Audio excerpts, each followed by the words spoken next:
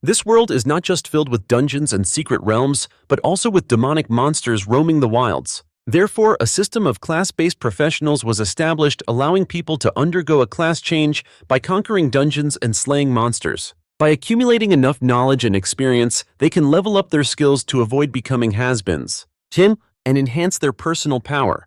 Naturally, in a world teeming with monsters, the most common classes are combat-oriented. As a combat-focused, followed by support and life skill classes, combat and support classes are divided into 5 ranks: low, middle, Gimel, high, rare, and finally legendary. Lin Mo-Yu, a student at West C. First High School, knows that for the past 10 years, no one in this city has achieved the legendary rank. Lu Yun, the school's principal, is giving a speech to the students about today's class change ceremony. He hopes his students will follow the example of the academic prodigy Su Tianxing, a youth idol. He's a level 80 divine mage. That blonde-haired guy with the middle part is Gao Yang, Lin Mo-Yu's classmate. He believes that with Mo-Yu's top academic record, he's guaranteed to land a powerful and rare class. However, the students who go through the ceremony are all getting weak life skill classes, leaving old Tian quite disappointed in this new generation. But the next one up is Xia Shui, the school's number 2 student. The moment she approaches, old Tian's eyes widen in anticipation. He can see this girl's potential is no joke. Sure enough, just as he suspected when Xia Shui steps into the formation, a strange phenomenon occurs, and she awakens as a rare rank combat class and elemental mage. Her friends immediately begin to praise her talent, while gossiping that Mo-Yu will surely be overshadowed this time. Mo-Yu, with his hands in his pockets, confidently steps forward. Old Tian watches him, thinking he's just putting on a brave face. He assumes the boy is a sea of tears on the inside with nothing to back up his swagger, but the principal defends Mo-Yu. After all, he is the school's number 1 student. Not wanting to disappoint the teacher who spoke so highly of him, he steps into the array and the sky immediately darkens with thunderclouds. As lightning flashes, skeletons materialize in the sky, panicking the other students. Ultimately, he awakens. He becomes a INSANE Necromancer, a unique hidden class in this world that only he can possess unless he dies. By that logic, this class is even rarer than legendary. Seeing this, everyone erupts into a flurry of discussion. Their whispers are full of slander, not praise, but rampant jealousy and envy. Old Tian, seeing this strange class, is intrigued. He wants Mo-Yu to give a small demonstration, so Mo-Yu immediately summons a black iron rank skeleton warrior. These skeletons have multiple ranks such as bronze, gold, diamond, legendary, and the ultimate god rank. Old Tian hits it with a single blow, causing it to lose control and try to engage him in a fight to the death. Fortunately, Mo-Yu knows his limits and stops it, since the old man is a well-known powerhouse in the hunter system. During his awakening, he also witnessed a magnificent vision of a powerful necromancer battling a colossal dragon all alone, and slaying it in an instant. He vowed to himself that one day he would become just as overwhelmingly powerful, a master of solo leveling his own path. Meanwhile, Gao Yang also completed his class change, getting his desired job of Sword Knight, a high-rank class. Tomorrow, West Sea City will open the beginner's dungeon for the newly awakened students to start grinding levels, and Xia Shui is eager for a match, determined to pass the assessment even more than Mo-Yu. Back home, Mo-Yu looked at a family photo, remembered his grandmother, and then told himself he would get into Xiajing Academy to study with his older sister. The principal knocked on Mo-Yu's door, giving him some daily necessities because he had previously promised his sister he would look after him.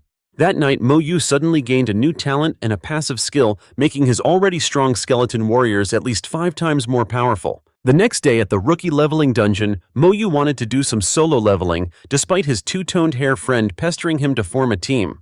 Xia Shui also planned to go solo just like him, and the two were given special permission by the principal to enter combat alone because their classes were very powerful. However, he also added that in the future, they would face many temptations and high-level monsters, and that forming teams for mutual support was essential. But for now, they should just go all out. Xia Shui wanted to get into Xiajing Academy, and so did Mo-Yu. This made the principal look quite grim. He said getting in was very difficult. Applicants needed to be level 12 or higher, and for a guaranteed spot, they had to reach level 15.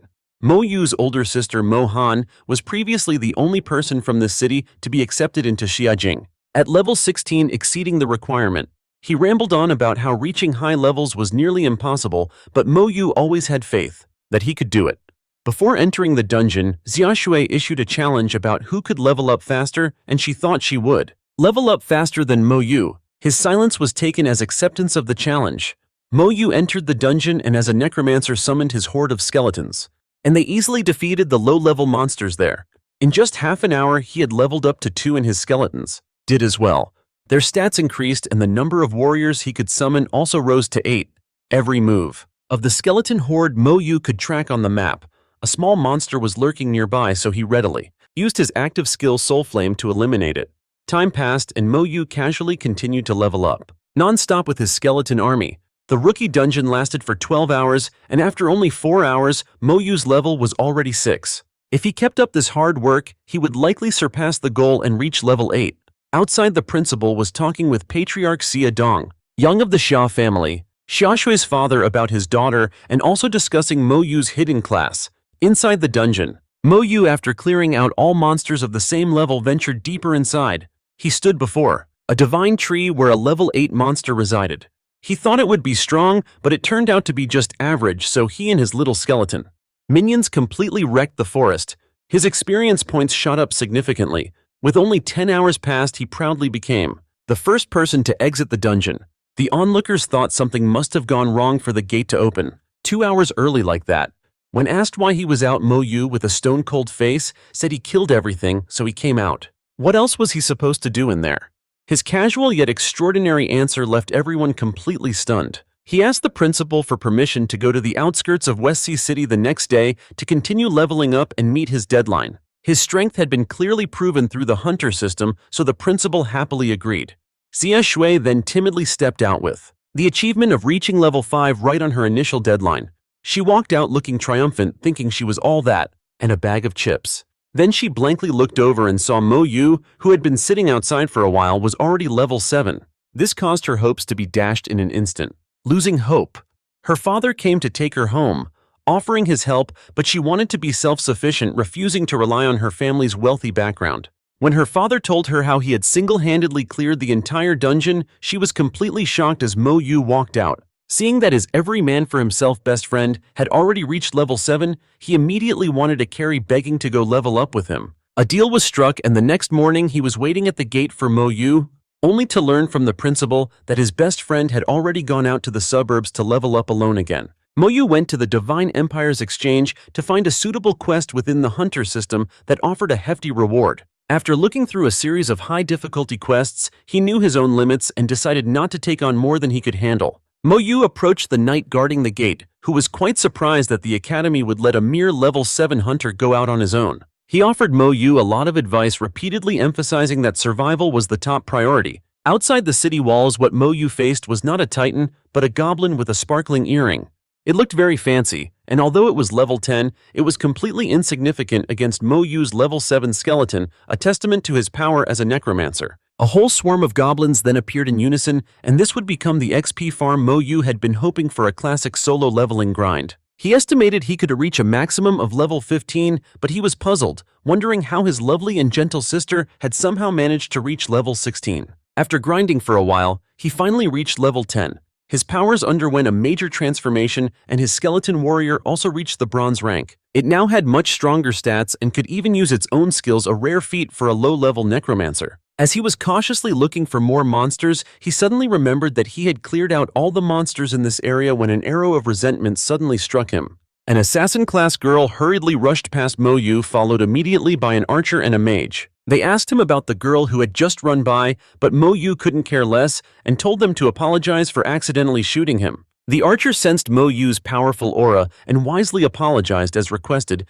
but the blonde-haired guy was incredibly arrogant. Seeing Mo-Yu's immortal skeleton warrior, he claimed that only someone who committed a heinous crime could be granted such a wicked class from the hunter system. The archer quickly shut his foul mouth, advising him to swallow his pride for once. Fortunately, the arrogant one also sensed something was off and quietly left, because if his ego had gotten the better of him, Mo-Yu was ready to throw hands. After reaching level 10, even killing countless monsters barely made a dent in Mo-Yu's experience bar. To achieve a position no one else can, you must endure the pressure no one else can bear. The sky had already grown dark, so he decided to stay in the forest for the night and figure out a way to survive and level up. After thinking for a long time, he remembered a place he had overlooked, the West Sea Mine Dungeon, a prime spot for some solo leveling. He figured his sister must have entered the nightmare difficulty dungeon with a party, which would explain why she came back covered in injuries. As he was lost in thought, the girl from earlier approached and asked Mo-Yu for some food, and seeing her rather pathetic state, he shared a sweet potato with her.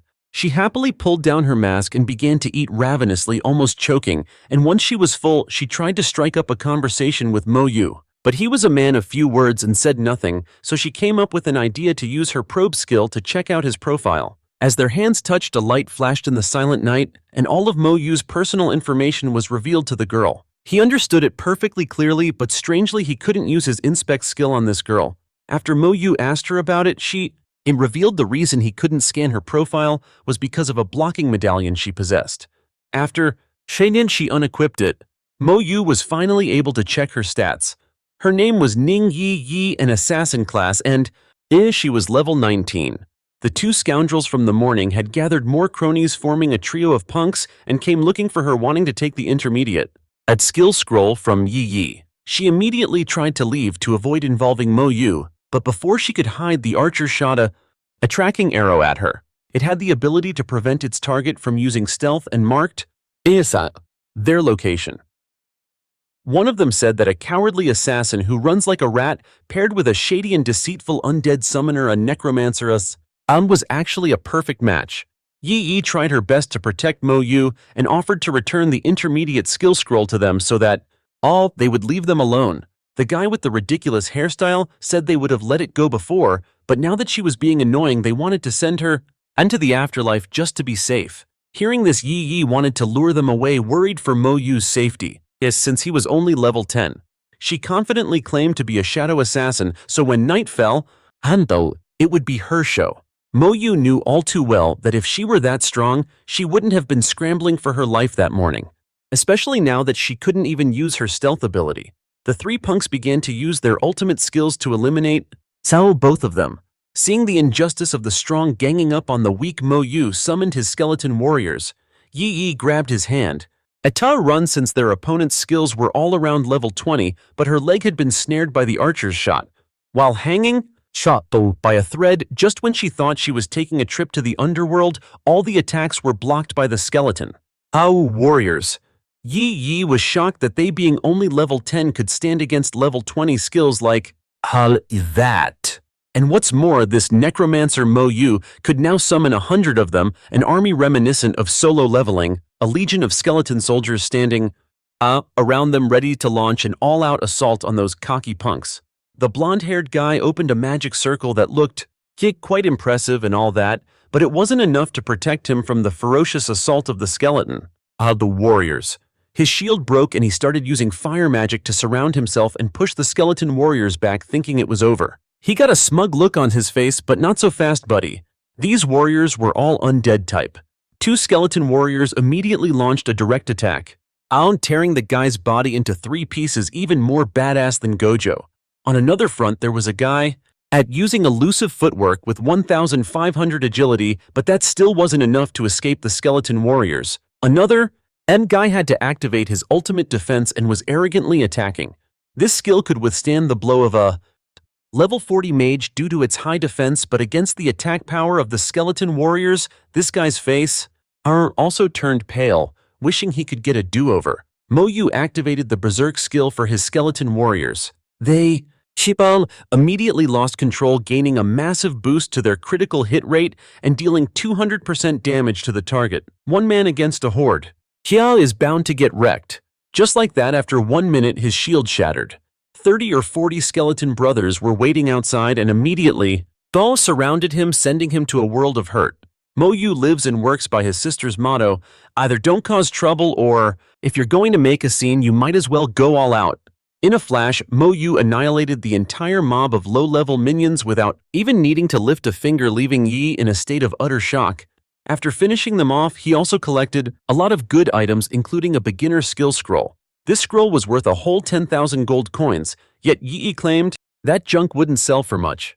Hearing those words, Mo-Yu immediately realized her background was anything but ordinary. She was probably from a major power. These skill scrolls could grant a player a skill they already possessed, but with luck there was a chance of getting a brand new one. After being playfully tricked into thinking he had to shout the skill's name to learn it, Mo-Yu realized he actually needed to infuse it with his spiritual power. Mo-Yu then learned a new skill, Corpse Explosion, a classic ability for any powerful Necromancer. At first glance, the skill seemed quite weak, but when combined with Mo-Yu's unique talent, its effective range expanded to 10 meters. It was a truly decent area of effect skill. When one corpse explodes, it can trigger a chain reaction with other bodies dealing continuous damage to surrounding enemies. Thanks to his ridiculously overpowered talent, it felt like even the weakest skills could be transformed into god-tier abilities in his hands. After learning the skill, Mo-Yu looked at Yi and complimented her lovely voice. She, of course, already knew this and smiled with satisfaction. As they say, a woman is most dangerous when she knows she's beautiful and cute. But being praised by a handsome guy, the young lady generously gifted Mo-Yu an intermediate skill scroll. It was an extremely valuable scroll, usable from level 40 to 70, and its value was 100 times that of a beginner scroll. She recounted how she obtained the intermediate scroll through a stroke of pure luck, blessed by her ancestors, but then some wretched scoundrels appeared to snatch it away. That's why she had to flee. She lamented running for 7 days and 7 nights, yet they still chased her more relentlessly than a deadline. Yi also revealed that the world's hunter system prevents her from actually dying. If she takes a fatal hit, she is automatically teleported to safety. Even so, she thanked Mo-Yu because while she wouldn't die, she would still get hurt. And a beautiful woman like her hates getting hurt, she only wants to be cherished. When Mo-Yu shared that he was taking the entrance exam for Xiajing, Yi told him he should visit their divine tower of Xia. The first challenge attempt grants double rewards, and the higher you climb, the more lavish the prizes become, much like the dungeons in solo leveling. Furthermore, in Xiajing Prefecture, accumulated points are even more useful than gold coins. After chatting her heart out, Yi finally dozed off. The next morning, waking from her dream, the feisty young lady asked for all the sweet potatoes Mo-Yu had. After they finished talking, she left to level up, bidding him farewell and hoping he would carry her in a party next time they met. Left alone, Mo-Yu immediately used Corpse Explosion. The destructive power was immense, and now it was time to see just how effective it truly was. He decided to head to the West Sea Mine to completely dominate the instance. His summons had ranked up from Black Iron to Bronze. Now it cost 70 spirit points to summon a single one, and since he only had 300 points, Mo-Yu could only summon a maximum of 4. He would have to build his army one step at a time. After some travel, he arrived at the crowded entrance to the dungeon. Heroes from all corners of the land were there recruiting teammates to take on the instance. The dungeon was divided into 2 difficulty levels, Normal and Nightmare. For Normal, you just needed a tank and a healer, but for Nightmare, you needed at least 5 people with a maxed out, well-rounded party. When the people there saw that Mo-Yu was a summoner, they were intrigued. People tried to claim a connection, all wanting to conquer the virtual world with him, but Mo-Yu entered the Nightmare dungeon alone to the utter astonishment of everyone present. They all thought he was being too arrogant, and since they couldn't view his personal information, they just assumed he was a nobody with a flashy appearance looking for a cheap thrill. Mo-Yu was now inside the West Sea Mine dungeon, where the attributes of the goblins were quite high, but they were still nothing compared to Mo-Yu's skeleton warriors. After killing just one monster in here, the experience gained was 10 times that of a monster outside, and each kill only took 1 to 2 seconds. Mo-Yu smirked as he observed, deciding to hunt down every last one without missing a single corner. In just 5 minutes, he easily leveled up to 11. After level 10, his basic attributes also saw a greater increase along with an additional 100 mana points. The Skeleton Warrior's combat power also increased significantly thanks to Mo-Yu's talent. Only his Corpse Explosion skill was still at level 1. He immediately thought of Yi, certain she would know about this. After rampaging through the entire mine, Mo-Yu finally met the Wolf King, the boss of this area. Although its stats were quite high, it was unfortunately alone, whereas Mo-Yu, a powerful necromancer, had a whole brotherhood of skeletons. Even though it used its howl skill, the skeleton warriors easily charged in to attack. When it could no longer withstand the relentless assault, it turned tail and fled. As the alpha wolf ran, a whole pack of lesser wolves from the mine also began to appear. While they weren't strong, they overwhelmed with sheer numbers. If a normal party came in here, their chances of survival would be slim to none. But Mo-Yu had an ace up his sleeve, Corpse Explosion. As his talent leveled up, this skill could now detonate with 100% of the wolves' maximum health. After wiping out the entire pack, only the alpha wolf remained. With Mo-Yu, all beings are equal, so he gave this wolf a taste of bitter defeat too. Despite being a boss, the amount of experience it dropped was not what he had hoped for. However, it did drop many valuable rare items. Following the path, Mo-Yu went to find the final boss of this place. At this pace of 1 level per hour, a true feat of solo leveling, he could likely reach level 18 or even 19. The boss of this place was a giant goblin at level 16 with strength and combat power far exceeding the ones outside. With just a single slash, it could easily destroy 2 of Mo-Yu's skeleton warriors.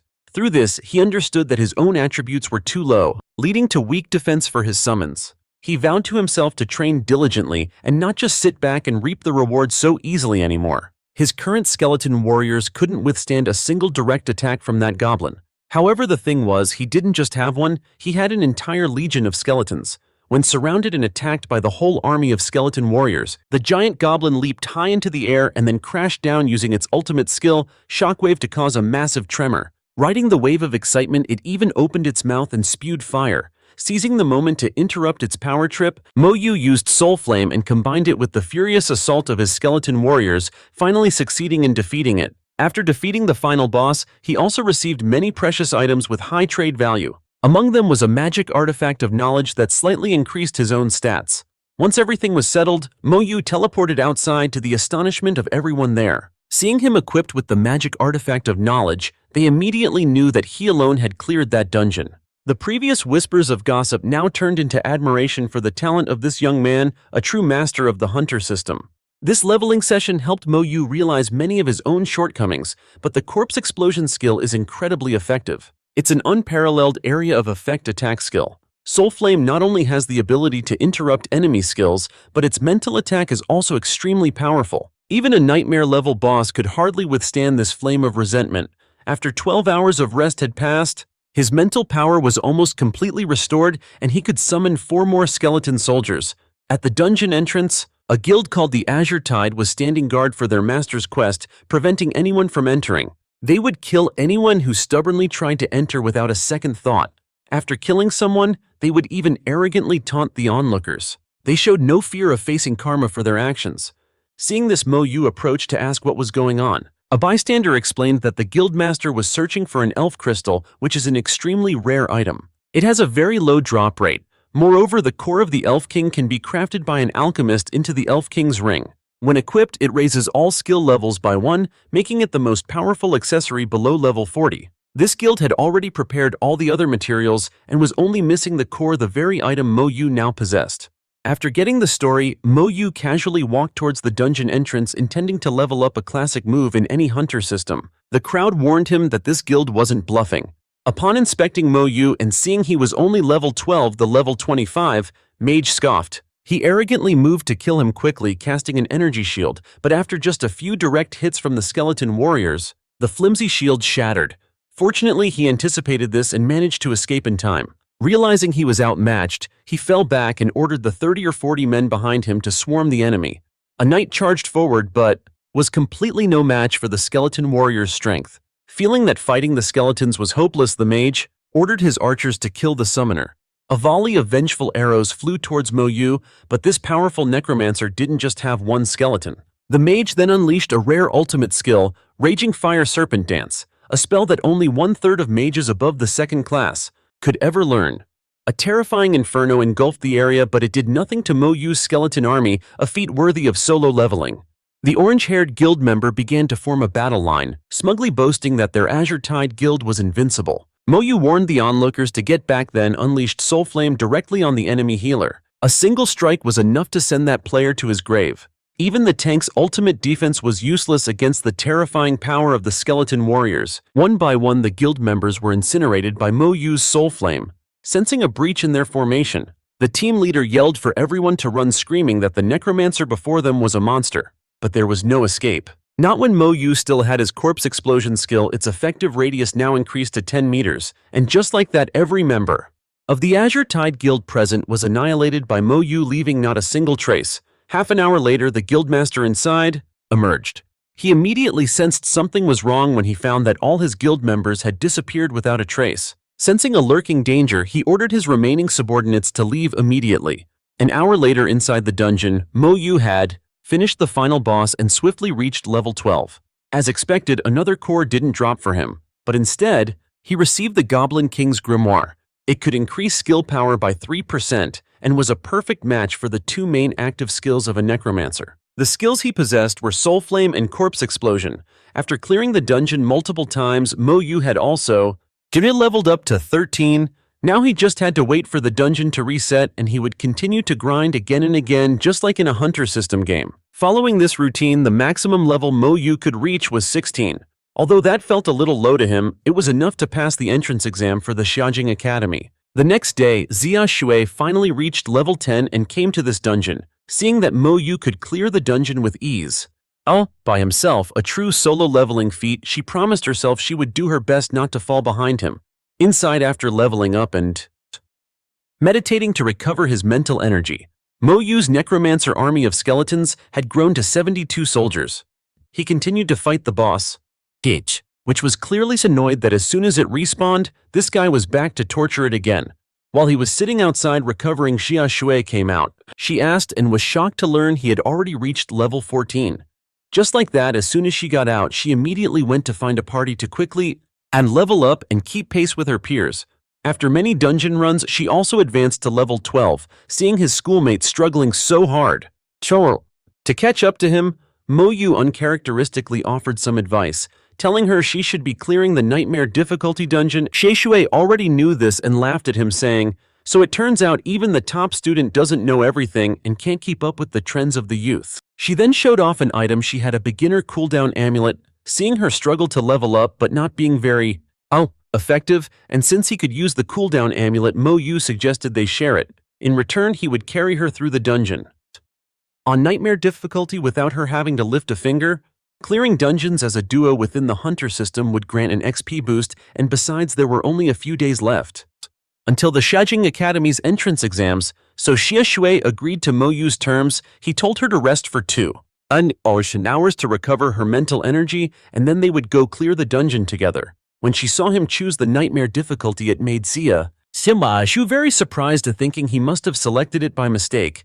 On top of that, once they were inside, he completely ignored all the mobs and went straight for the boss, and with just one use of his corpse explosion skill, the necromancer Mo-Yu cleared the entire area without breaking a sweat, only by hearing about it and then seeing it firsthand. Did Xia Shui finally believe that a player in the teens could perform a solo leveling clear of a nightmare dungeon, and in just a mere 10 minutes, Mo-Yu had already led Xia Shui to the final boss, a stark contrast to her previous runs with a normal party that took over an hour. Just to reach this point, the final boss was then easily defeated by Mo-Yu, and he proceeded to level up to 15. This was a world away from Xia Shui, who was hopelessly trying to keep up. The boss dropped a magic staff, an excellent treasure for mages under level 20. She could have bought one on the auction house, but didn't want to ask her dad for money. Hearing this, Mo-Yu generously gifted it to her since he now had nothing but money. Thanks to Xia Shui's cooldown item, Mo-Yu's dungeon clearing speed had increased quite significantly. Every time he killed the boss, he would walk over and apologize to it, which left Xia Shui very confused. She thought he was really weird, but also she had a very cute side to him. After clearing the dungeon together 5 times, Xia Shui had also reached level 12 while Mo-Yu was already at 80% of his experience bar. For level 15. She asked that dummy Mo-Yu if he wanted to become the top scorer for the Xiaojing exam, because doing so would grant a lot of training points. Most importantly, it would grant him a chance to enter the Divine Light Academy. That was where the most powerful talents in the entire Divine Xia Empire gathered. If the students recruited by Xiaojing Academy were considered elite prodigies, then the students of the Divine Light Academy were figures. According to Xia Shui, the top prodigy Su Qianxing was also the first from West Sea City to join. That's why Muj wanted to try his luck too. After all, he was now guaranteed a spot at Xiaojing Academy, and far off in the distance was his friend Gao Yang. As a knight who had only just reached level 11, no parties wanted to recruit him, so Muj asked for Xia Shui's opinion. He wanted to recruit the boy to clear dungeons with them, and meanwhile at the Dynasty Guild, the guildmaster's father had also heard the news. He had already sent people to investigate the one responsible for making so many of their guild members disappear without a trace. When Gao Yang was invited to the leveling party, he was ecstatic and grateful, since the academy he wanted to join only required him to reach a certain level. Level 12 was just enough, and Gao Yang's constant teasing of Xia Shui infuriated her, so during the wait for the two of them to recover, on over 10 hours, he took the chance to grind some mobs for experience points, and after 10 hours passed, Gao Yang regrouped with everyone. He was led into a nightmare difficulty dungeon, which left him completely stunned and bewildered, as he witnessed a destructive power that seemed like a hack. Muji's overwhelming strength, reminiscent of a true solo-leveling protagonist, left Gao Yang speechless, but Xia Shui just told him to get used to it. Seeing how overpowered Muj was, he immediately dropped to his knees and hugged his leg, begging to be carried, and Xia Shui told him to maintain the dignity of a knight. But in this day and age, what good is pride when it can't feed you? Muj agreed to carry him one more time, since on the next run he would also level up. He would advance to level 16, Xia Shui to 15, and Gao Yang would finally hit level 12. After that, all they had to do was wait for the official exam to begin. The principal and 2 teachers were waiting for their students to return. They were incredibly proud and placed high hopes on Xia Shui and Lin Mo-Yu. As students returned at levels 12 and 13, the teachers were very pleased, and finally Muji's party returned. When they saw he had reached level 16, all 3 of them were shocked by his incredible speed, and as everyone headed back, the principal proudly thought to himself, now he could finally flex on those other old-timers. Early the next morning, everyone gathered at school to receive their teleportation stones. By pouring their mana into the stones, they could travel to the exam site. And Muj teleported to the location in Jiangning province, where the number of candidates was staggering. The number of examinees there was estimated to be over 10,000, and as the trial tower opened, anyone caught chattering was instantly disqualified.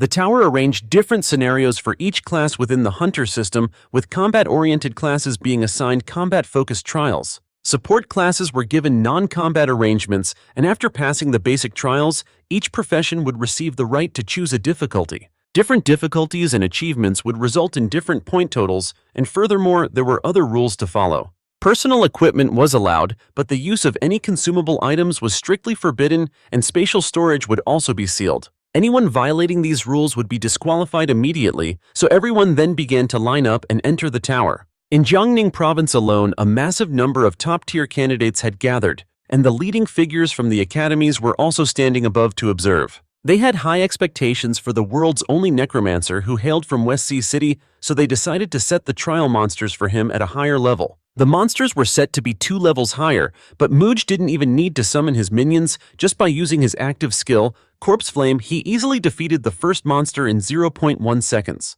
In the trial tower's monitoring room, a certain elder Ning Asta, a man of considerable influence, had come to observe the new necromancer class, and seeing how ridiculously overpowered he was, the elder made a proposal for the second trial. He suggested they increase the difficulty to legendary tier, and if the boy passed, Elder Ning would personally grant him a special reward. He alone earned 1,000 points per monster. A level 20 wolf monster appeared before Mo-Yu, but just like before Mo-Yu, a peerless necromancer one-shotted the legendary grade monster. And so the first test concluded with a total of 10,032 candidates participating. However, only 5,220 met the standard.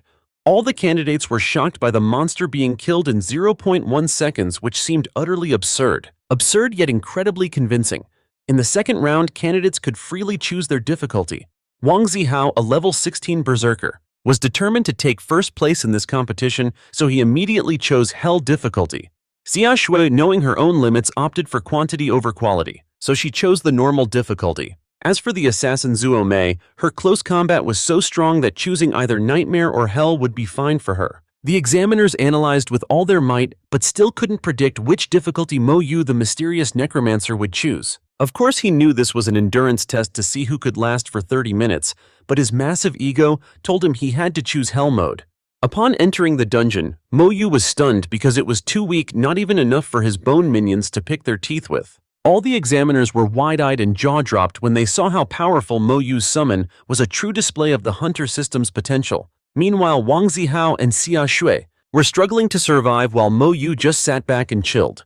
The second round also ended with 2,780 candidates injured or voluntarily quitting. The rankings were then announced, and Lin Mo-Yu was still leagues ahead on a path of solo leveling that left the rest of the competition in the dust. Principal Lu, watching from the outside, also gained a good reputation from the public as Mo-Yu was so terrifyingly powerful. He was even more impressive than the 2 previous top students in the school's history, Lin Hanting and Lin Mohan.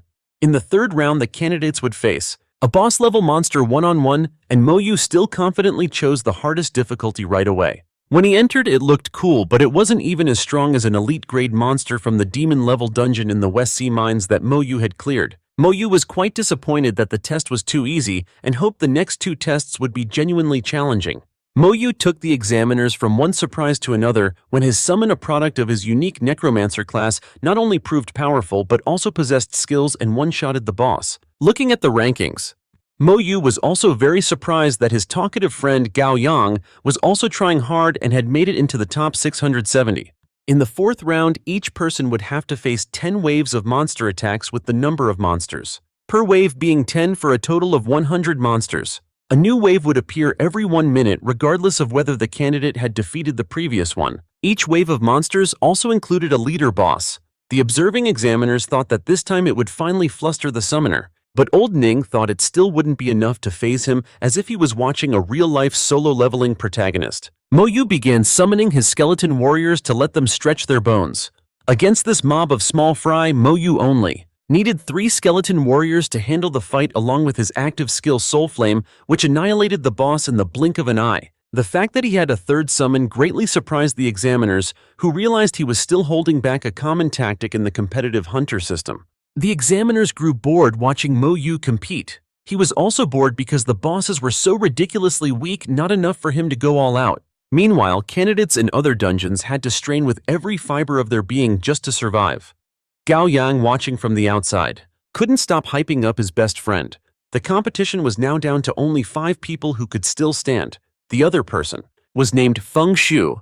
He was a level 15 sword saint who finally decided to reveal his full power to score the most points. Since Prince Hao already knew all the tricks of the competition, he didn't hold back and decided to activate his berserk mode right from the very beginning, to rack up points while Mo-Yu remained completely at ease as if his soul was drifting in the wind. The final wave of monsters finally arrived and everyone used all their strength to pass this fourth round.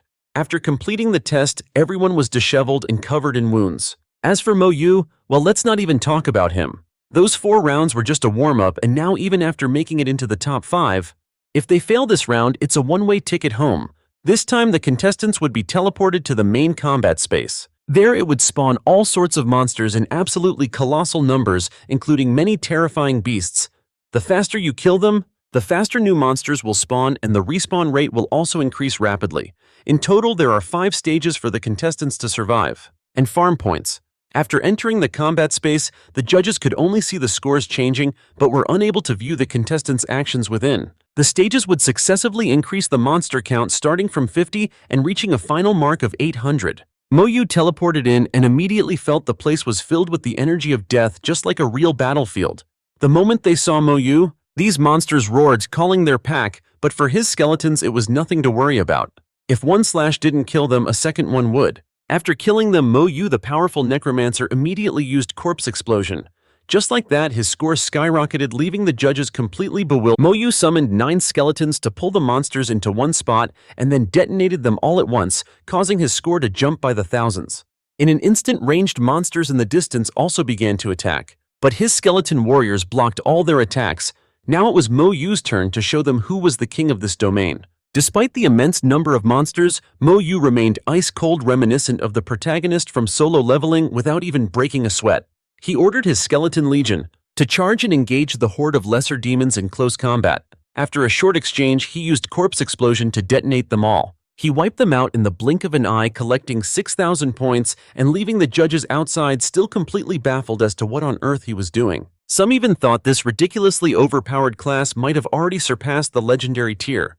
The next stage was about to begin. It started with at least 40 squads of beastmen scattered around. The level and quantity of monsters simultaneously increased exponentially. But Mo-Yu told himself that this trivial challenge couldn't possibly stop him. In the entire history of the Divine Xia Empire's competitions, only one job class holder had ever managed to pass the 3rd stage of the That was over 100 years ago, but with Mo-Yu's unreal combat abilities, they believed he actually had a chance to surpass it. Due to his incredible power, everyone assumed he must have awakened a special talent within his hunter system right after his job change. If he undergoes a second job change, he'll gain yet another new talent. He was already a genius, and now it seemed the stars had perfectly aligned for him. At this point, Mo-Yu's total score was double that of the other contestants on the leaderboard at the Trial Tower. Meanwhile, at one of the 3 great divine towers of the Xia Empire, a sinister light shot straight inside. Although someone detected and tried to block it, they couldn't match its speed. The target of that monstrous energy was the contestants currently participating in the trial. The order within the trial grounds would be disrupted by this unauthorized intrusion. Outside, Bai Yi Yuan, the top powerhouse of the divine Xia Empire, was working with the other elders to find a way to restore order. Inside the tower, all the monsters suddenly vanished at once. Xiaoshu and the other contestants were teleported to the same location as Mo-Yu. Bai Chen then used his afterimage to deliver a message to everyone inside. Demons from the Abyss world have invaded the combat space. The people outside are trying to repair and restore the rules of this dimension. It's expected to be completed within 1 hour, so he hopes. The contestants here will team up to protect each other since there's no telling what tricks these monsters might pull. Mo-Yu immediately thought that if Bai Chen said the contestants here could defeat these monsters together, it must mean their levels have been suppressed. The judges are also trying to rally everyone's morale, telling them to remain calm and not panic because Bai Chen is on the case. The blood moon of the abyss began to appear, and the monsters could even speak and threaten the contestants. Though they were capped at level 19, they were all elite-grade monsters. While others were scared, Mo-Yu was already contemplating whether these mobs would grant him experience for some solo leveling style grinding. The blonde-haired guy was all talk at first, but seeing how powerful the monsters were, he froze up and couldn't even lift his sword. He could only watch on helplessly while the other contestants took their battle stances. Mo-Yu, with his hands in his pockets, nonchalantly strode towards the horde of monsters ready for a real fight. The remaining people there shouted a battle cry, "We are not afraid to fight, not afraid to die," then followed in Mo-Yu's footsteps. One of the monsters even invited Mo-Yu to join the Abyss world, saying it would be a waste to kill someone with his courage. Mo-Yu, a skilled necromancer, gauged the perfect distance for corpse explosion, then stopped and summoned 100 skeleton warriors to the battlefield. The monsters were incredibly tough.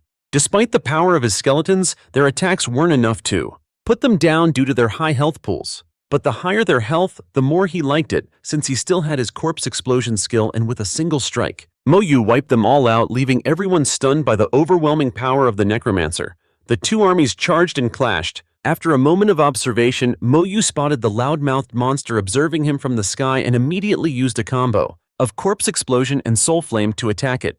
Its soul was slowly incinerated, leaving it unable to comprehend how such a broken class, a staple of any good hunter system Manhwa, could even exist.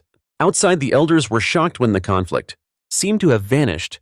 The abyssal demons were wounded and weakened. Bai Chen was having an existential crisis, wondering which overpowered contestant could have possibly injured those monsters. Meanwhile, inside, the monsters were losing control and flying into a rage along with their leader. Mo-Yu, however, was thrilled that his corpse explosion skill had leveled up now with a range of 2 meters and 150% of a target's maximum health as damage. He finally realized that skills from scrolls needed to be used repeatedly before they could be upgraded. Everyone's jaws dropped as they spoke the name Lin Mo-Yu, who dared to use those monsters for power leveling. The monsters tried to escape, but their only destination now was the afterlife, as Mo-Yu had already activated his corpse explosion skill. After he annihilated all of them, the combat dimension returned to normal. After the storm comes the calm. Outside, someone noted with surprise that there were 0 casualties. Hearing this left Bai Chen utterly shocked. Everyone was then safely teleported out. The competition concluded, and all that remained was to wait for the judges to tally the scores and evaluate their performance throughout the trials. This evaluation was crucial regardless of the final scores. High scores mean nothing with poor conduct, so you're out.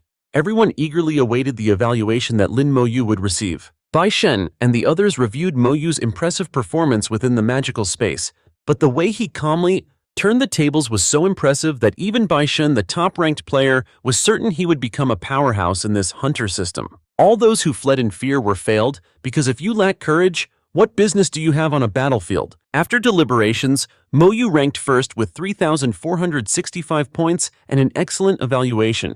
When old Liu heard Lin Mo's name announced, he was ecstatic that he had become the top scorer. Xia Shui came to congratulate him, and seeing him smile, she thought this silly Lin looked quite handsome when he smiled. Second place went to Xia Shui, and everyone else also received an excellent rating except for the coward Wang Zihao. He received a poor evaluation despite his score being in the top 5.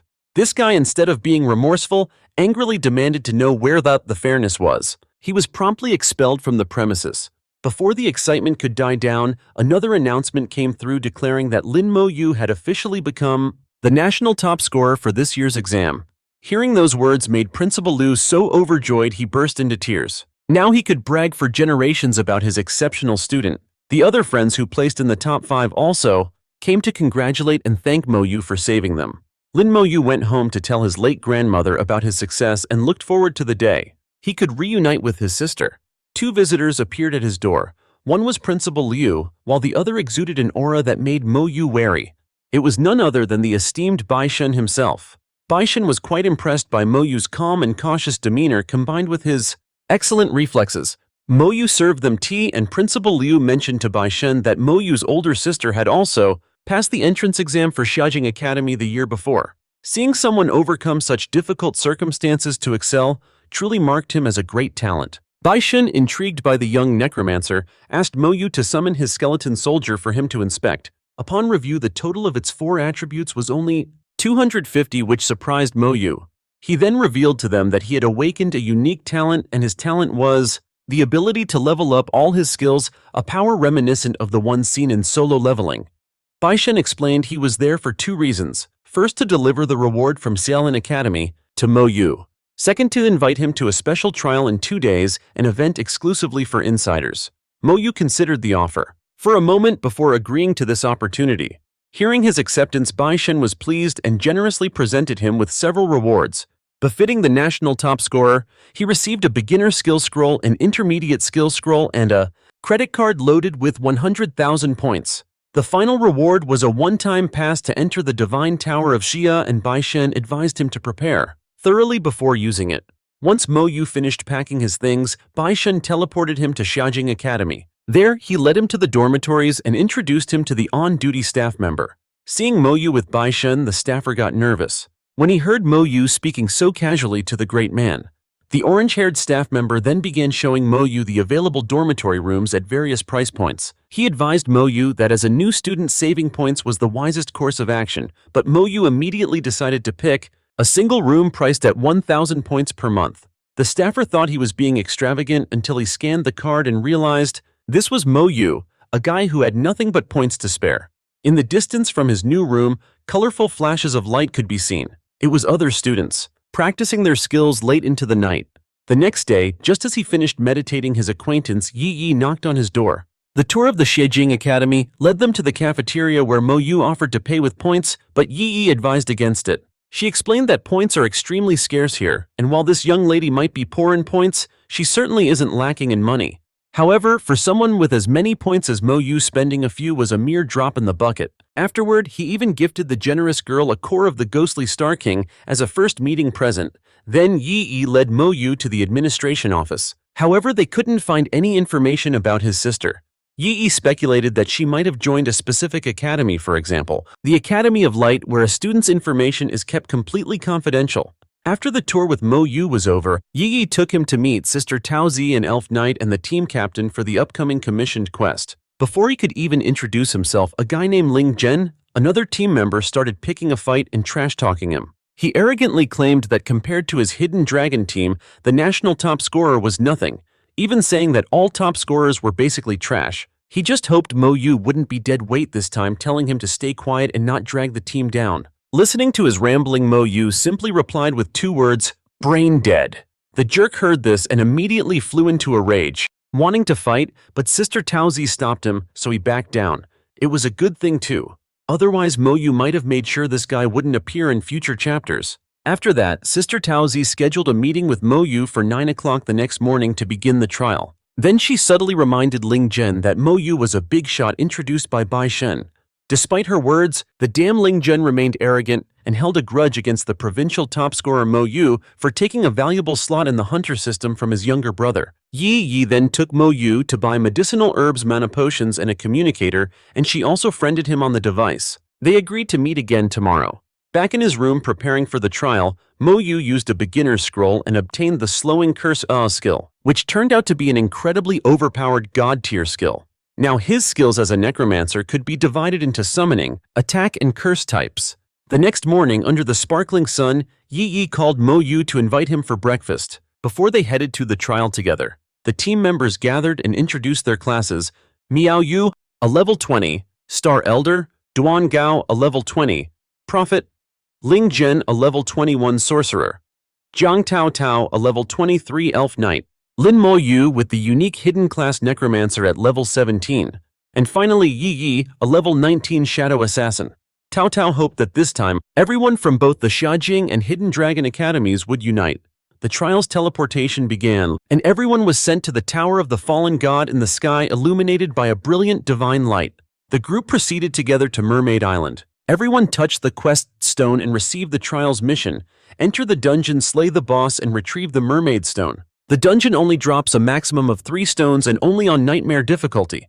The Mermaid's Tier dungeon is located in the center of the island. Sister Tao shared some additional information for those who didn't know. A Mermaid's Tier can be used to craft a special piece of equipment with a very powerful. However, the island is located within the territory of the Fallen God Empire, and only 3 Mermaid's Tiers drop per year. This high-stakes quest, reminiscent of a raid from Solo Leveling, means that besides their own empire, many neighboring countries are also vying for the item.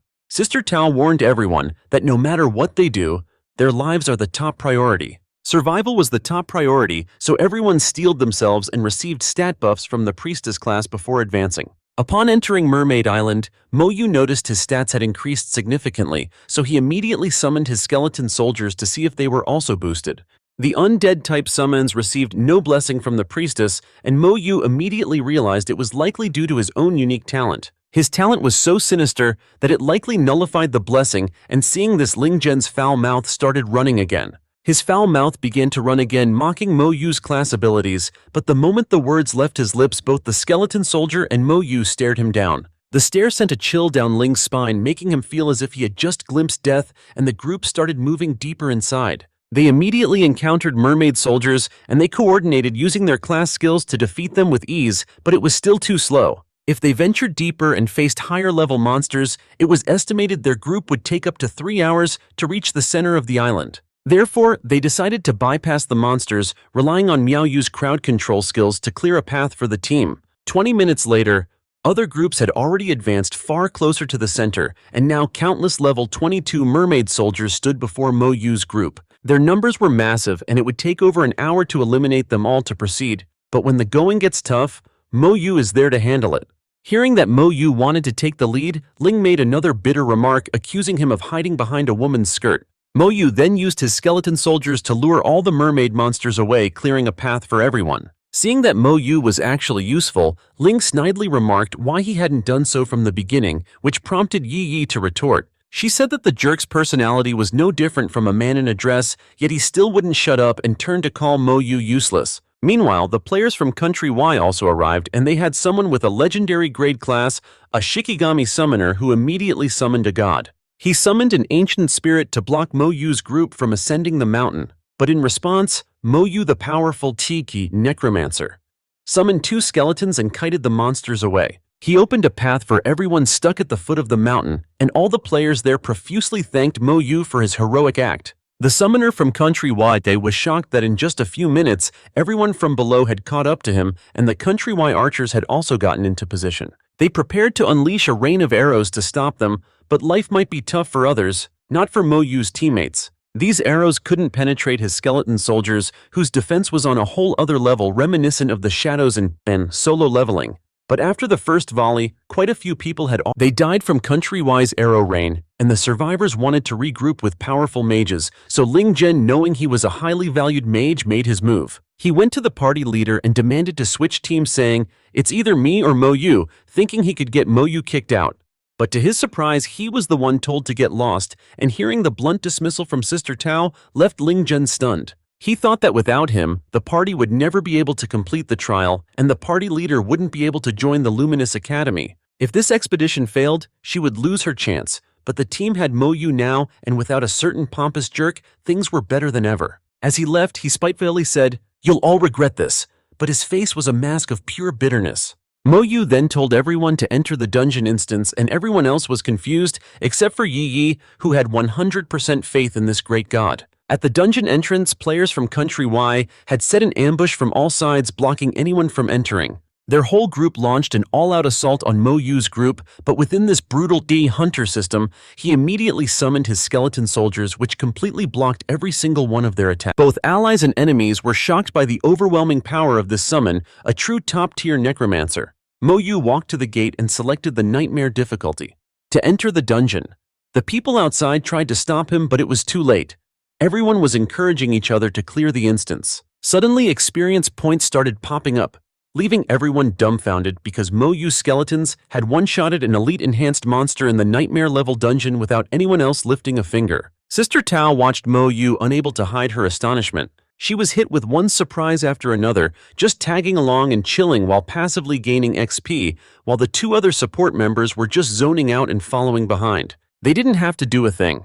After clearing all the mobs outside, they went deeper and encountered the dungeon's mini-boss, which looked incredibly strong. Sister Tao wanted to attack, but Mo-Yu told her it wasn't necessary. He immediately cast a slowing curse, allowing his skeleton warriors to inflict damage on the boss. Even though this boss could inflict poison, Mo-Yu's undead summons, which were practically a game-breaking cheat for a necromancer in this hunter system, were unaffected. They took no damage whatsoever. Just like that, they defeated the boss, collected the rewards, and the whole party was teleported to the next area. The party members now felt a bit bored since they were getting tons of XP without doing anything. Sister Tao ordered everyone to just follow closely behind Mo-Yu. As they ventured deeper, a strong fishy smell filled the air. Inside there were over 180 merman monsters, and they were all the elite enhanced type. Who would be scared for Mo-Yu? The more the better, as it was a perfect place for him to farm XP. He summoned his skeletons. The warriors charged forward to attack. He then told everyone to cover their ears before using corpse explosion to annihilate all the monsters, much to their astonishment. The grand palace doors swung open, revealing the Merman Queen, the final boss of this place, as she stepped out. The entire party was immediately hit by her charm spell. Only Mo-Yu remained completely unfazed, perhaps because carnal desires were something he never cared for. For a normal party of 6, it would take at least an hour to defeat this formidable boss, but Mo-Yu's actions were completely unpredictable to Sister Tao. She now felt as if a pack of wolves was surrounding and attacking a lion, and it was unclear who would rule the forest. The Merman Queen boss attacked instantly, destroying one skeleton. Sister Tao told her teammates to get ready to attack once Mo-Yu's skeletons were no longer able to fight. Mo-Yu used a slowing curse on the boss again, who then used a skill that wiped out the next 12 skeleton soldiers. Seeing the situation was no longer favorable, Sister Tao told everyone to attack. But Mo-Yu then unleashed his full power, summoning the remaining 87 skeleton soldiers. This made everyone understand why Yi Yi had so much faith in this top scholar. Although the boss used all her strength to unleash her ultimate skill, her attack had no effect on Mo-Yu due to his incredibly high mental resistance, a key stat in the hunter system. Plus, his skeletons were heartless and emotionless, so they were completely immune. Just like that, the Merman Queen was slaughtered with unbelievable ease, reminiscent of the power seen in Solo Leveling. Everyone was emotional upon receiving the Merman's Tear and completing the quest, which guaranteed them a spot in the Luminous Academy. They all praised Mo-Yu and badmouthed the obnoxious Lang Zhen. Mo-Yu then asked Yi Yi about the cooldown reset scroll, which made everyone suddenly remember something. The group walked out, stunning the crowd and the people from the Y Nation, as only half an hour had passed. The Y Nation group even mocked them, saying they must have just used an exit code. The people from the Empire tried to console them, saying it was good enough that they survived.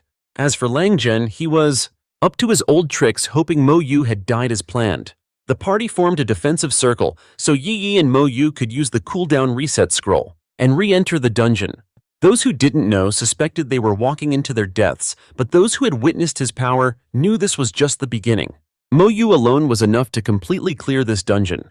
After taking just a few shambling steps, they reached the first boss, which had previously taken 30 minutes, but now only took 5 minutes. They entered the palace, wiped out all the guards, and the final boss came out to play again, so that Mo-Yu could bind and kill it once more. Thanks to him, Yi Yi also leveled up. They went in and came out in less than 10 minutes, making everyone question their own existence. Thinking they had come out without even fighting any monsters, the two of them then continued to use a cooldown reset scroll to enter again, making everyone think that with money, you really can do whatever you want. The two of them were like speedrunners, breaking their own records. On this third run, they cleared the dungeon in just 8 minutes and 58 seconds. After collecting all the mermaid's tears, the dungeon gate began to close. Only then did the Italian team realize that all 3 mermaids' tears had been taken. The people there saw that the Shenxia team had gotten the tears and went all out to help them. The Italian summoner wanted to have a proper all-out battle with the witch necromancer, Mo-Yu. The guy immediately summoned his Shikigami, a half-human, half-snake creature with a giant axe that looked totally badass. Mo-Yu also had his bone soldier attack, and with just a single blow it defeated the foreigner's Shikigami.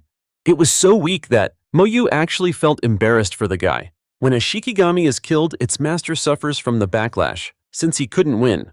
As they say, of the 36 stratagems, fleeing is the best.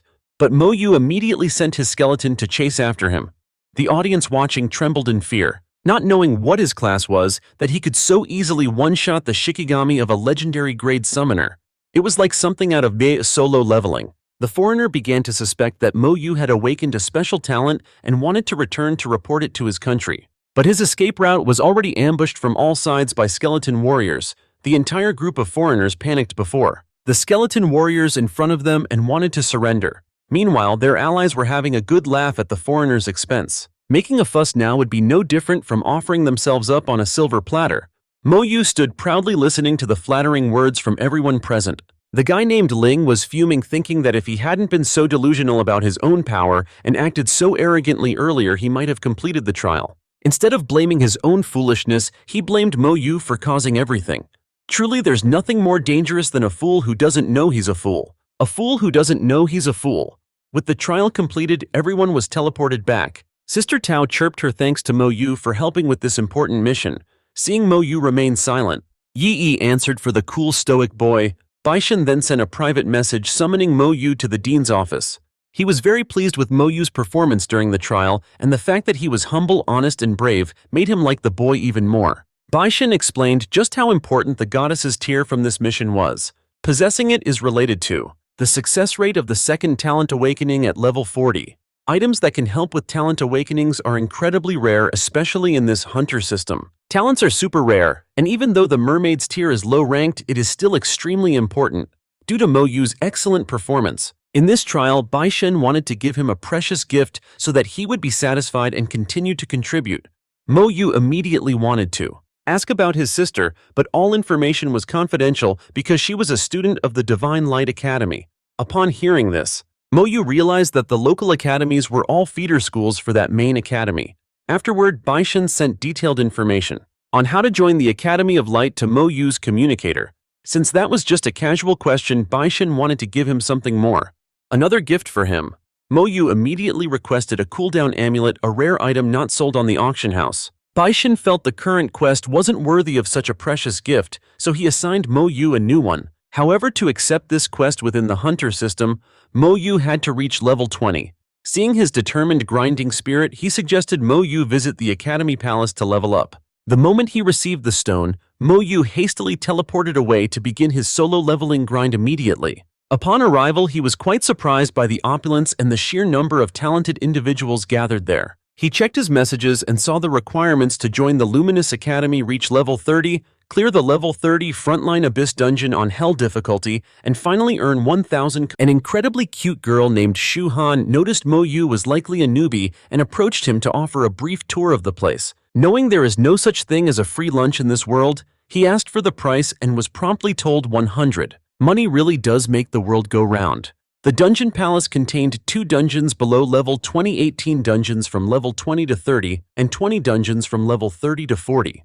Additionally, there were 2 large-scale dungeons for 40 or more people and 1 massive raid dungeon for over 100 people. Furthermore, setting a record for clearing a dungeon granted a handsome reward. The highest-paying quest in the mission center only offered 10 contribution points, with most giving just 2 or 3. Getting into the Luminous Academy clearly required diligent effort. Though points were hard to come by, Mo-Yu was a man who relied on his connections. No sooner had he finished that thought, his account chimed with 50 contribution points, leaving the entire hall stunned by this absolutely unbelievable event. Mo-Yu then selected the Mutated Jungle Dungeon, a place whose record hadn't been broken by any prodigy for the past 3 years. Choosing to level up alone on Nightmare difficulty made the crowd whisper, assuming he was just showing off. But the handsome and tactical Mo-Yu was also incredibly smart, flipping the turtle boss onto its back to deliver a fatal blow. This guy doesn't waste any time.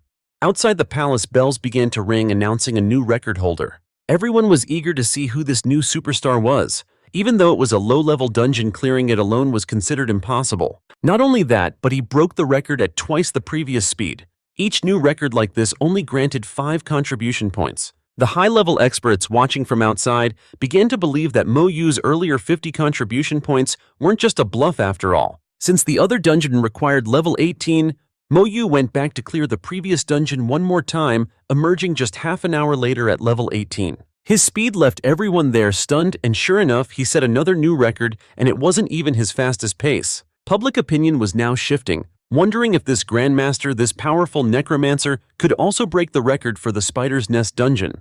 He desperately needed contribution points, so wherever there were points to be, had he went entering the Spider's Nest, a place enveloped in darkness. Mo-Yu used flames to light the way, then as a skilled necromancer he summoned a skeleton to scout the area and assess the situation. The place was like a maze with many different paths, and every route was filled with monsters of all shapes and sizes. The paths were teeming with small spiders. Due to their sheer numbers, which quickly added up, this place was nothing short of a holy land for farming XP. Mo-Yu couldn't recall his skeleton soldier to his summoning space because too many small spiders were clinging to it. Since they gave so much XP, he didn't want to waste the experience and decided to. It was covered in numerous small spiders, and since it awarded a lot of XP, he decided not to waste the experience. He divided his skeleton soldiers into groups of 10 to clear out all 108 caves here. 10 minutes later, he reached the end of the final cave and saw the Spider Queen, who had been getting swarmed. Now it was Mo-Yu's turn to gang up on the spider with his 80-plus skeleton soldiers. Meanwhile, outside, everyone was still buzzing, wondering if Mo-Yu could break the record. His friend outside was filled with admiration seeing Mo-Yu calmly emerge after clearing the difficult dungeon alone. When he asked about the dungeon with the most XP in the area, his blonde friend suggested the large-scale dungeon, Tyrant's Desert, a level 25 instance. However, level 20s could enter since it allowed for a party of 40 people. Although the dungeon was tough, his ego was a bit inflated, so he immediately began to wonder. He pondered whether he could conquer it alone. For now, Mo-Yu returned to the spider cave to continue clearing it and grinding levels. Elsewhere, the academy's higher-ups were observing his solo leveling progress. Principal Hong Shan of Qianlong Academy was displeased that his own students couldn't hold a candle to this freshman. Baishan spoke with Old Man Meng about Mo-Yu's bright future, mentioning a certain old master whose chosen protégés are always the very elite of humanity. Mo-Yu's sister is one such person currently being nurtured by that old master with all his resources. Principal Qianlong even thought, that Mo-Yu might one day become the sole honored one throughout heaven and earth, for whom taking on the Battle of Red Cliffs alone would be a trivial feat. Meanwhile, Mo-Yu was casually grinding in the spider dungeon, certain that this run would not only level him up, but also shatter his personal record. Outside, the bell rang again, causing a commotion. Lang Zhen arrived as well, spouting bitter words to stir up drama involving Mo-Yu. He claimed that Mo-Yu only set the record through connections, but the other students immediately rushed to his defense. Mo-Yu emerged looking sharp with his hair slicked back, having just set a new record of a mere 47 minutes. That jerk Lang, however, still couldn't stop running his mouth. The moment he saw Mo-Yu, he started spouting nonsense again, but a single glare from Mo-Yu made him tremble in fear. The best way to show contempt is to simply ignore someone who isn't on your level. So Mo-Yu went back to grinding, completely ignoring the loudmouthed fool. After one more clear of the Spider's Nest dungeon, Mo-Yu successfully reached level 20 and all his basic stats increased significantly. The number of skeleton soldiers he could summon as a hot necromancer increased to 120. All of his other skills also received a comprehensive level up. Most notably, he could now summon a silver-rank skeleton soldier. Mo-Yu tested it immediately, and the summon instantly consumed 500 of his mana. But its stats were insanely powerful, on par with a dungeon boss. This new power within the hunter system made Mo-Yu immediately realize that his own equipment was now outdated and he needed a major upgrade. When Mo-Yu stepped outside, his die-hard fans surrounded him, showering him with endless praise. Going from level 17 to 20 in a single day left everyone speechless. Afterwards, he took all the equipment he had farmed in the dungeon to the auction house to earn some cash and buy better gear for himself. An employee led him to check out the high-end VIP items. After browsing around, although he saw some decent equipment, none of it was quite up to his standards. Then he spotted a weapon with an appraisal fee of 50,000 points. It was a scythe, part of the Death God set. It also possessed the skill Summon Heroic Spirit General. Mo-Yu felt that his army of skeleton warriors needed a commander. He was very fond of this item and decided to seal the deal. The employee even thought he had misread the price until he only realized how simply the rich often dress when he swiped his card. Mo-Yu also bought numerous skill scrolls, hoping to find a new skill. Upon returning home, he used them and acquired a defensive skill called Bone Armor, which was not only incredibly powerful, but could also be cast on others. His skill set was now well-rounded with both offense and defense. Using the next scroll, Mo-Yu could now summon skeleton mages. His undead army, a staple for any powerful necromancer, was no longer limited to close combat and could now attack from a distance. The next day, with his mana fully restored, Mo-Yu went to find Bai-Shen. Bai-Shen was stunned by what Mo-Yu told him. His leveling speed was even faster than his own in his youth, a rate of growth reminiscent of the famous solo leveling. He assigned Mo-Yu a mission to enter the Tyrant Desert Dungeon and retrieve the Tyrant's heart for him within 3 days. If he succeeded, he would help Mo-Yu find a high-level cooldown amulet, just as he had wished. This item was incredibly useful as high-level dungeons had cooldown timers for each entry that were measured in months. He also revealed that upon completion, he would show Mo-Yu how to upgrade this very amulet to a whole new level. Without another word, Mo-Yu accepted the mission. Bai-Yu reminded him that the school's opening ceremony was in 3 days, hoping he would return in time. Old Meng also entered and figured the young man would likely attempt the raid alone. Speaking of the past, Bai-Shen himself had tried it solo at level 3 and had to retreat in bitter defeat. But with his main character plot armor, this Lin Mo-Yu was surely far stronger than the server's #1 player from back then. A crowd gathered around the dungeon entrance to watch the great Mo-Yu challenge the desert dungeon. A 40-person team was nearby, and a blonde-haired girl among them was immediately starstruck by Mo-Yu, admiring how he was handsome, talented, a brilliant strategist, and incredibly hardworking. Mo-Yu shared that he was going in to retrieve the Tyrant's heart, which could be used to craft a powerful accessory, the Tyrant's necklace. This item only drops once every 2 years, and the last time it dropped was 2 years ago. A troop in golden armor arrogantly approached. They were from the Bailey Academy, aiming to break this dungeon's record. All 40 of them had prepared a great deal of expensive gold-grade equipment. Seeing that this group also intended to clear the dungeon, Mo-Yu quickly stepped inside first. Everyone was saying that if someone could clear this massive dungeon alone, they would make history, trending at #1 for months. A white-haired man sneered at Mo-Yu, thinking he was just putting on a show. Then he and his party entered as well. Upon entering the dungeon, the blinding sun was so intense it disoriented Mo-Yu, making it hard to find his bearings. The record for this dungeon was a full 16 hours, so it was sure to be a grueling ordeal. Mo-Yu proceeded slowly and cautiously, a smart move in any hunter system, summoning bone soldiers to scout the area. After sweeping the perimeter for a while, he finally found a monster. Even a small mob in this place had the same strength as a mini-boss from other dungeons.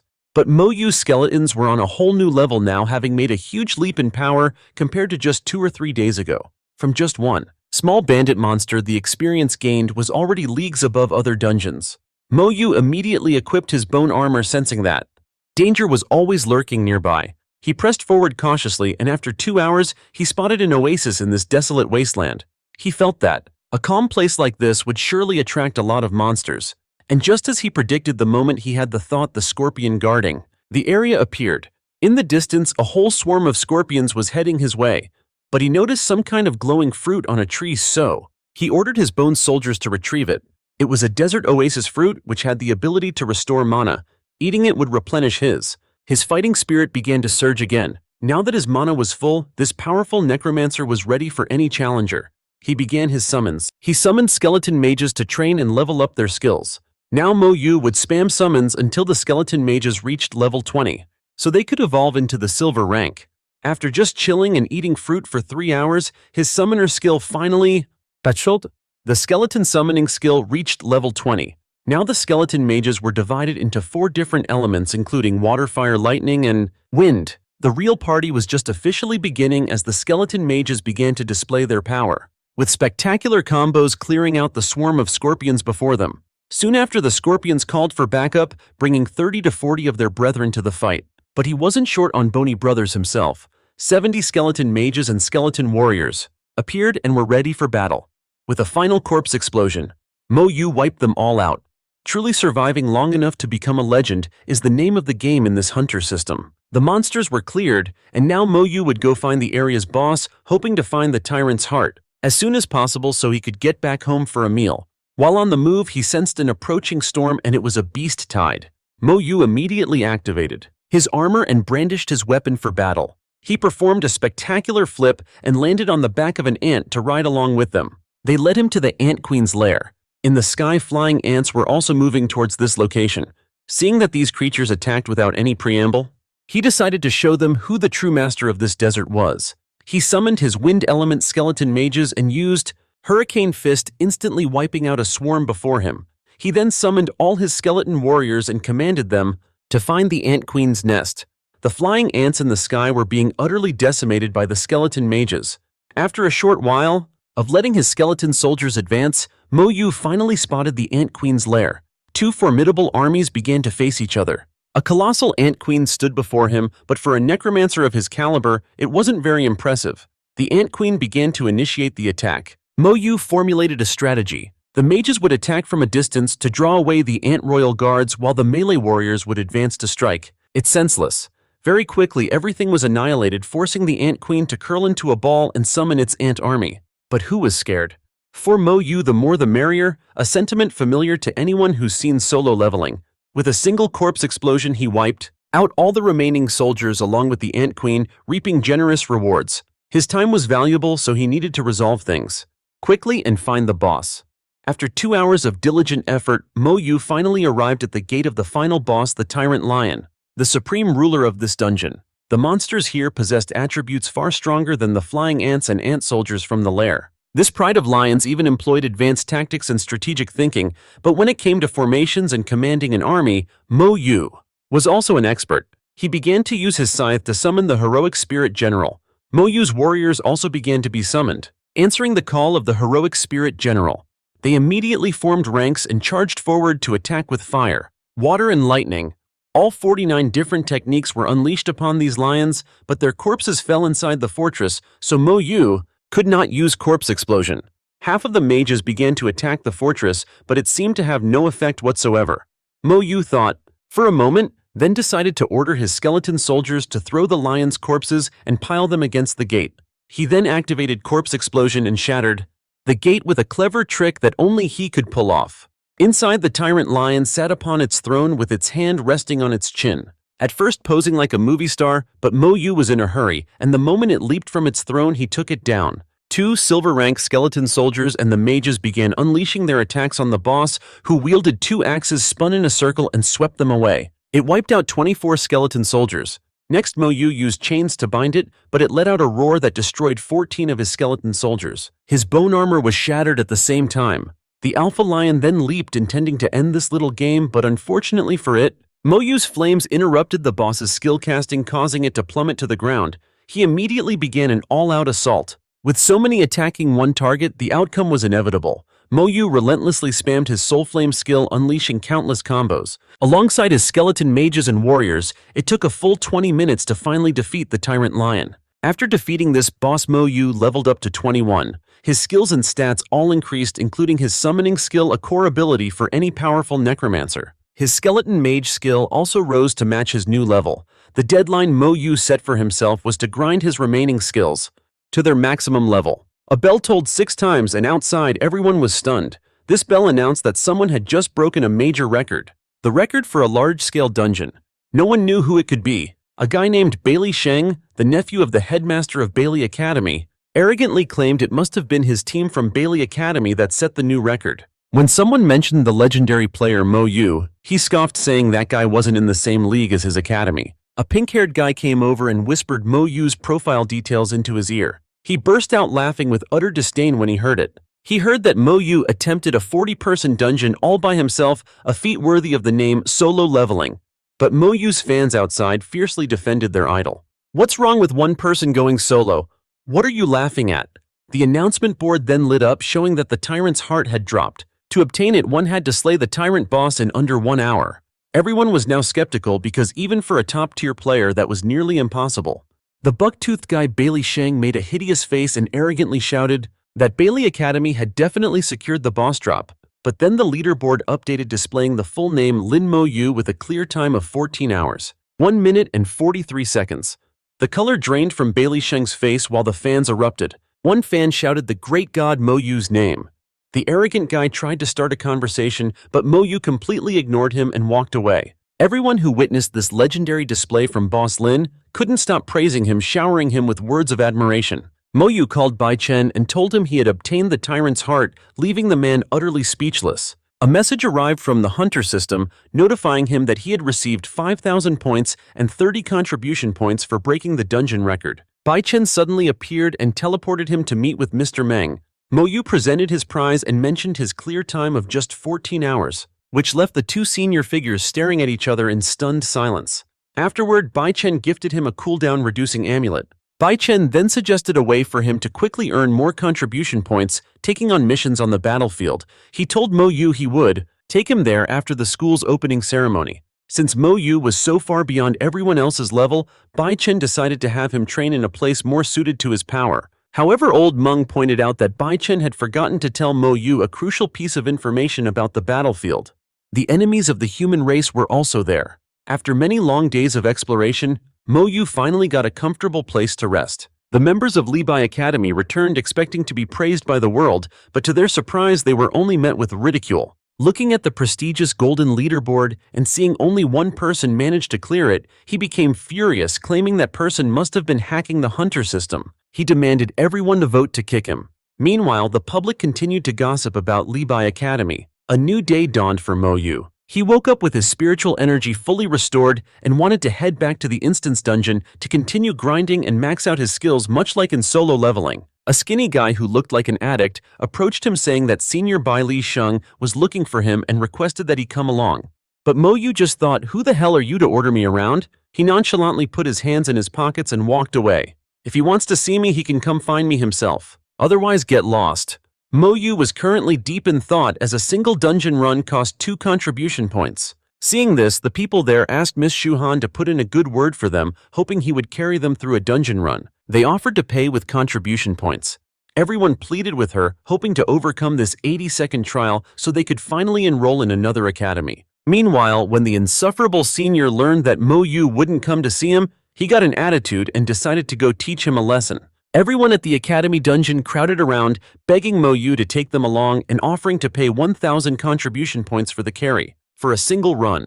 Some people were stuck unable to complete the quest, so despite being high level, they still couldn't enroll. Everyone unanimously agreed they wouldn't compete for items or experience. They just wanted Mo-Yu to help them complete the quest. Mo-Yu's condition was simple. If they found a tyrant fruit in the desert, they were not to compete with him for it. Everyone readily agreed as the fruit was incredibly rare and not something one could find easily. As they say, money talks and paying up front is the wisest move. Mo-Yu decided he would carry 39 people at a time. Everyone wanted a spot, making the hall incredibly noisy. Miss Han had to shout at the crowd to get them to calm down. They finally formed a civilized and orderly line. Mo-Yu realized his senior had helped him out quite a bit, so he knew to return the favor, telling her to just give him a call if she ever needed anything. Everyone entered the dungeon ready to follow Mo-Yu's commands, obediently. The legendary necromancer then summoned his skeleton army, causing everyone to recoil in fear and awe at their terrifying and cool appearance. The lesser monsters were annihilated in an instant, leaving everyone speechless. But the only thing Mo-Yu cared about was the experience points, and which were being split too many ways. However, the trade-off was money and lots of it. Mo-Yu began to aggro the mobs. As for the recovery fruit, he couldn't find any this time. Time was money, so he wanted to finish off these mobs quickly, get to the boss and earn his pay. The nearby mobs were nearly all wiped out by Mo-Yu's corpse explosion. It had only been 3 hours. And everyone was stunned to be carried by such a pro. Now he was going to fight the ant boss alone and told everyone else to wait. After 20 minutes of waiting, they got bored and decided to pull a few mobs to blow off some steam. 2 minutes later, a swarm of scorpions charged, all towards their position. The scorpions' attacks were incredibly powerful. Even with a healer, the recovery spells barely made a difference. They fought for 30 or 40 exchanges, but it felt like they were just scratching the monster's hide. The people in the back also rushed forward to help, but it wasn't until 5 minutes, and later, thanks to everyone's combined effort, that they finally managed to kill one of the lesser monsters. There was still another one, but most of the players were exhausted. The party members were completely exhausted. Just as the scorpion charged them, a skeleton warrior befitting a powerful necromancer appeared and delivered a one-hit kill. It sliced the scorpion cleanly in half. Fortunately, Mo-Yu, whose power was on another level, almost like something out of solo leveling, had anticipated this and sent one of his summons to rescue them just in time. The experience points began to explode, making them feel the situation was absurdly overpowered, but one guy still doubted Mo-Yu's skill. He claimed that the Ant Queen was incredibly difficult to deal with, that when it curled up, it was basically immortal. The words had barely left his mouth when the entire group was left speechless. They could only gape as the Ant Queen was annihilated. Mo-Yu turned back and told everyone to get ready for the final boss, but they should stay back and watch. They were to keep their distance to avoid getting in his way. In the distance was an army of monsters that made everyone nervous, but for Mo-Yu it was nothing. He wiped out the Tyrant Lion clan with a single attack. Soon after, the boss itself appeared, causing a massive tremor. Everyone wondered aloud, just how long would it take for this god-tier player to defeat it? The two finally met, but our hero was in a bit of a hurry. He summoned 80 to 90 minions from his powerful hunter system to overwhelm the unfortunate boss. The party outside barely had a moment to relax before the world boss was defeated. Tears of joy streamed down their faces because after all these years, the dungeon quest was finally completed. Everyone cheered ecstatically, thanking the great god Lin and paying him the promised reward. Meanwhile, a servant of that Bailey guy had infiltrated the group. He joined Mo-Yu's dungeon party with the sole purpose of observing his true power. The next platoon began to follow Mo-Yu. This time luck was on their side as the recovery fruit had reappeared, so Mo-Yu took the opportunity to max out his remaining skills. The followers just had to lie back, relax, and collect experience points. Mo-Yu handled all the difficult parts. Paying 1,000 points to witness the master's textbook perfect monster-clearing maneuvers was worth every penny. In just 7 hours, Mo-Yu swiftly led the group to the final boss. They caught a glimpse of the boss's intimidating shadow. But soon enough, Mo-Yu sent it to the afterlife, leaving behind the joyous cheers of the others who had now completed the mission. The spy who witnessed Mo-Yu clear the dungeon was truly terrified by his overwhelming power.